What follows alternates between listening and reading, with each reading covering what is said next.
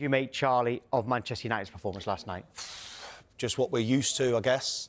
They've been good for the last few weeks. You have the international break probably come for the wrong time for them. But I look at it now more than anything is that you go against 10 men, that's fine. With players, it's sometimes tough to break down. It is tough against 10 men, but players have got to take accountability. It's all right hiding behind the managers, but you're on the pitch, you've got leaders, characters, and the biggest eye-opener, and I think the alarming bit was how much they missed and relied on Matheus Cunha. Jamie? Yeah, he talks about complacency. I think it's on the manager.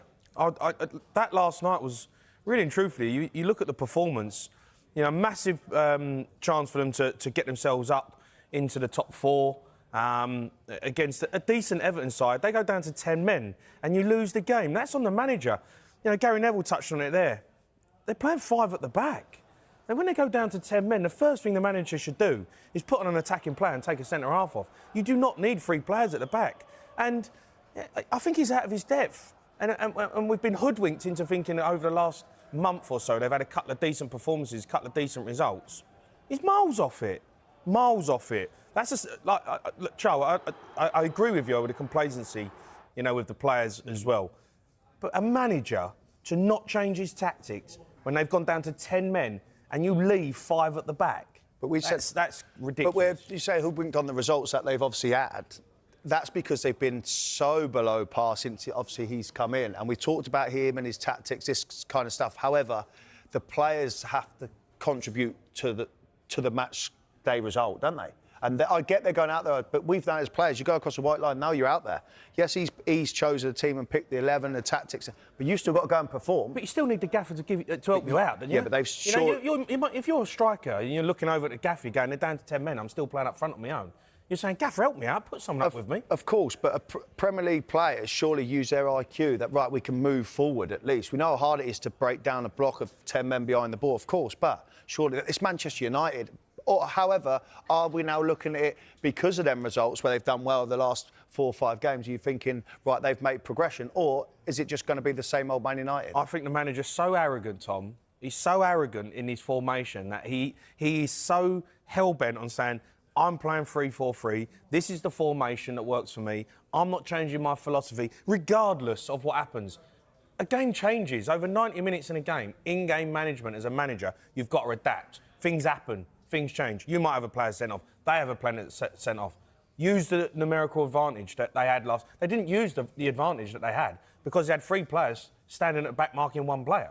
So it was pointless having Everton down to 10 men because they didn't do anything about it. There was someone there, Charlie, messaging on WhatsApp saying that why did they need 3 centre-backs against Tierno Barry on his own, which I think is one of the points Jamie's making.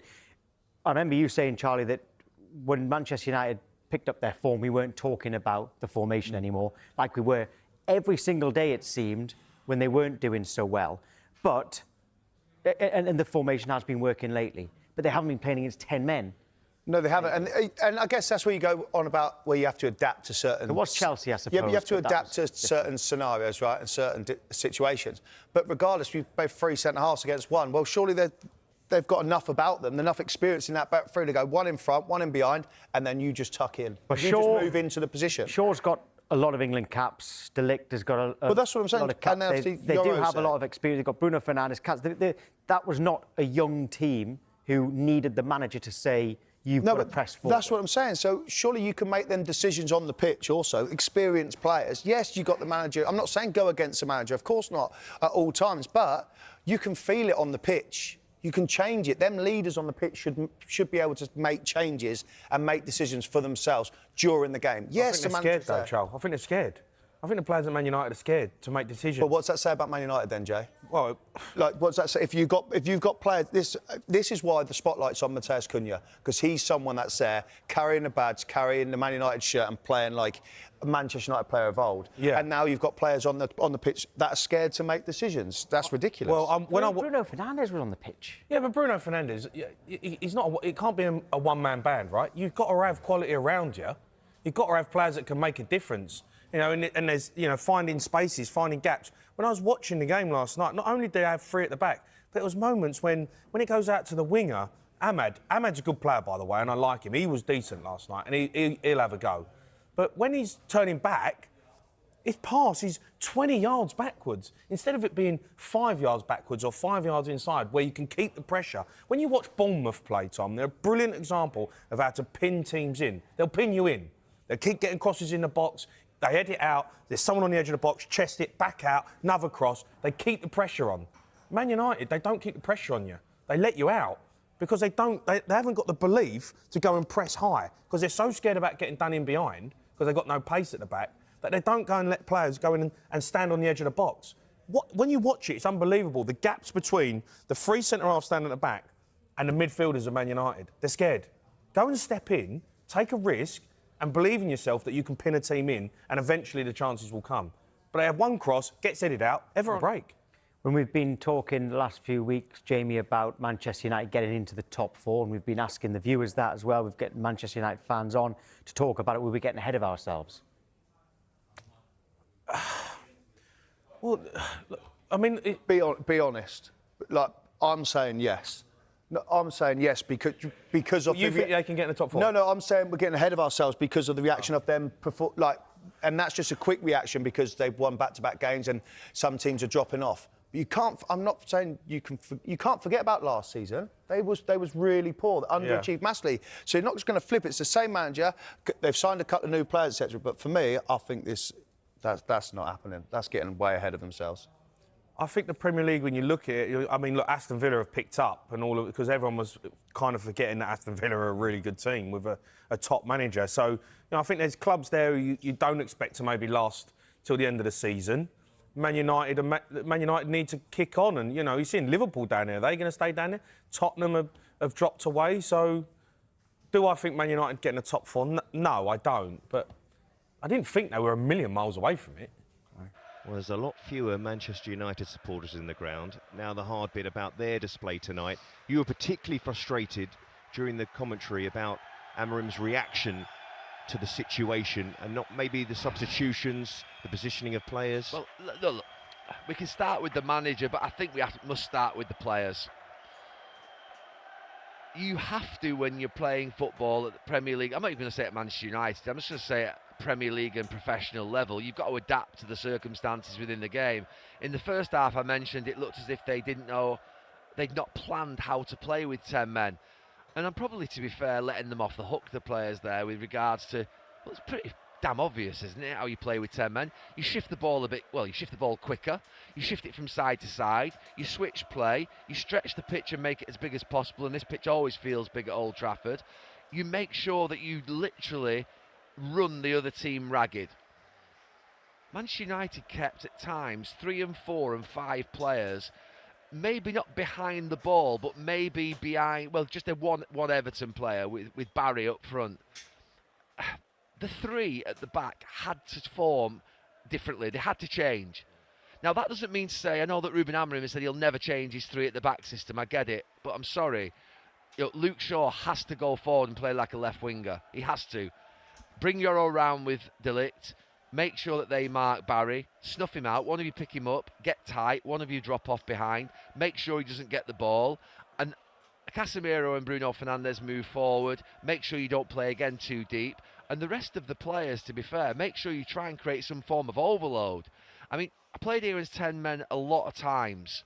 And quite simply, you would never see me back. I'd be literally as wide as possible with either David Beckham or Antonio Valencia or Cristiano Ronaldo on that right-hand side, and Ryan Giggs and Dennis Irwin or Patrice Evra would be as wide as possible on this side. And you'd leave basically Scholes in there, literally switching play, which Bruno Fernandes can do, and you'd have that 4 in midfield of Everton charging from side to side, and eventually you work them, you fatigue their legs, you get bodies in the box. Manchester United left 1 man up front all night in Xerxes. They had to have 2 up. Just forget the 2 up from a point of view of changing your system, Ruben. 2 up from a point of view of when there's crosses going in the box, you've got presence. You know, I know that Tarkowski and Keane, what you're trying to do with Tarkowski and Keane, he's not asking necessarily for players to go and beat them in the air, because they're better than probably Manchester United's players that were on the pitch. What you're asking to do is occupy them. You're occupying the centre-backs. And I'm going to go back and say, let's pretend that's Cole and York. They're not going to beat 2 giant centre-halves in the air, but they can occupy the centre-backs, which means that someone else can maybe make a run in and get the goal. Casemiro or whoever. And I just thought United was so pedestrian and so negative, having gone to 10 men. You've got a flood forward. It's got to be like the Alamo when you're playing against 10 men. And they still kept this 3 at the back. All right, Luke Shaw ambled forward a little bit. I was particularly harsh on Luke Shaw, less so on Euro, because Euro is a centre-back. Luke Shaw's not a centre-back. Luke Shaw is a left-back who can go forward and go forward well, and actually's got a good left foot. So you be the one who dominates and goes forward on that left-hand side. Euro comes round a little bit. You don't want him on this right-hand channel in the ball, which we saw for so much in the second half. And he's just playing passes. He's not capable of doing that. That's not his game. So I was harder on Shaw. I thought Shaw was so disappointing in the second half. I thought the substitution, and I'm riffing now, in no particular order as I feel it. Bringing Dallow on that far side and blocking that side off. I know Dorgu was having a tough night. He wasn't great at all. But at least he's got a left foot. But putting Dallow on meant that all of a sudden that he's having to turn back the way on his right foot and play around. Now, he's a capable player, Diogo Dallow. He's not a left wing back though. He's not a left winger. He's finding himself as a left winger. Dallow is not a left winger, and I just think the only player that I could say that maybe had anything about him, Ahmad showed a little glimpse of something. It was nowhere near good enough. That was a really bad night for United. It was an embarrassment at times. Have you touched on part of the issue, though, a personnel issue, perhaps? They weren't able to have those substitutes to bring on that could... You mentioned the likes of Ronaldo and Beckham and Valencia. They don't have those players available to them all. I wasn't referring to those players in terms of quality, and they should be... I was referring about the actual positions that the players who were out there should have been in. Look, they've got injuries. Sesko's injured, Cunha's injured, but forget that. There's no excuses tonight, by the way. I'm not entertaining that one bit. You know, you think about Everton's squad, they lost Seamus Coleman after 1 minute, 2 minutes. They had a man sent off. No excuses. Let's not start that game. I think we need to be very careful. Look, United have got players missing, but so has every other club. Everton dominated them with 11 men and with 10 men in a different way of domination, but they dominated them through their fight and their spirit. I thought that was a Manchester United team tonight who have come here off the back of a decent run, a decent sort of international break between October and November, and maybe we've all fallen into that trap of just thinking United are back, there's a bit of expectancy, they're going to go up to 4th or 5th in the league, level with Villa, they're going to be 21 points, they're going to be ahead of Liverpool. We're all thinking it. Let's be clear, let's be honest with ourselves. Why wouldn't we think it? You're playing against Everton, who we ordinarily, to be fair, beat here. And it's complacency. And complacency will kill you. The minute that you think, as a football player, that you just have to turn up on that pitch and you're Manchester United and you can play, or any football club, you're done. And they've turned up tonight off the back of an international break. They've had a full 5-6 days break all together. It's been perfect. You couldn't ask for any more. There's no international football that's interfered with this build-up. There's no European football for them. They've had the perfect amount of time to really prepare for this match. And it's as if they've imagined in their heads they're going to be in the Champions League places. And they've thought that maybe before the game. And it just smelled of complacency. From minute one, actually. They weren't at it from the beginning. I mean, that first 12 minutes before Idrissa Gueye got sent off, Everton were by far the better team. Quicker to the ball, sharper, more positive, looked more intent about them. And that is a bad one for United. And look, I actually think they've been a lot better in the last few weeks. I think that probably takes us back to Brentford away. And you can't go from here, good standards, and the fight that they showed in certain games in that period between the Liverpool game, the Forest game, the Tottenham game. You can't go from that to that. It erodes confidence. It erodes trust. It erodes trust. We're trying to build a trust in a manager. We're trying to build a trust in a team. And tonight, the fans have left that game. I mean, they booed collectively at the end. It was a loud, and rightly so. I mean, that was a really poor performance. But it erodes trust, and tonight you lose a lot again. It's almost as if you've gone sort of like 2 or 3 steps forward. Everyone's feeling a little bit better about themselves, and you've just gone back to the start again. And look, there's a long way to go, and to be fair, it's a tight league, and everyone's being inconsistent. Everyone's beating one another. There's only Arsenal, really, that are demonstrating a level of consistency that you would say is really acceptable by all the top clubs. So there'll be, opportunities to correct it and put it right. But you can lose football matches, but you can't lose them like that. You can't lose them like that. That's nowhere near good enough. It's not acceptable. Just when you thought Liverpool were the biggest mess, Manchester United have stepped up or down again. Ruben Amorim's sack, is it? The Premier League is fascinating right now. Send your views to the editor at football365.com before the Champions League takes over. Sack Ruben Amorim. Now. I'd sack him now. He had a false dawn, but tonight was the worst, and against 10 men. Not a clue. Tony Clark. After this performance, I am questioning Amorim again. This defeat feels worse than some of the others. Everton down to 10 men for most of the game, and we're still the better team. Still playing 5 at the back when you're a man up? Amorim's substitutions are always suspect. Every time we get near 4th or 5th, we buckle, and this one is on Amorim. How can you play with 5 at the back against 10 men and still lose the first ball 90% of the time? I'm really disappointed tonight. What was it Einstein said about doing the same thing over and over again? Kenneth, Dublin. He's just asking for it. A year on, Delot at left wing-back, when chasing a goal against a 10-man David Moyes team, I don't understand why it would or could work. Sure, not many other options other than Shaw, who has scored in a Euro final. Srodko. No chance Amorim wins anything at Man United.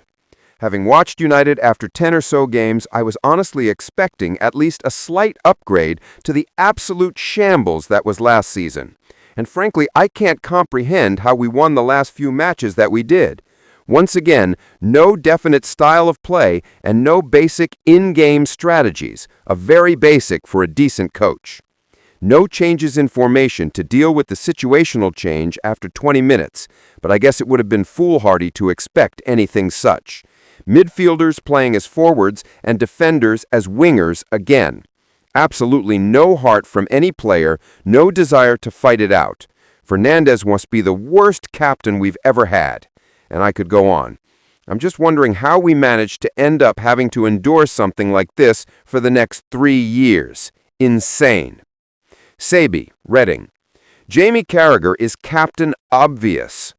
Good to see Jamie, Bloody Carragher, out in full force again after UT'd lose, blaming the manager and system.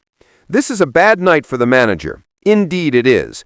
But it's also a bad night for all of the players who didn't play particularly well, and all of us supporters who had to struggle through that. Thanks, Captain Obvious. Although, of course, losing 3-0 at home to a team in the relegation zone is a great day out for a manager whose system is apparently without flaw and only needs to spend another $500 million in January, according to our Jamie. How is that system working for you, Jamie?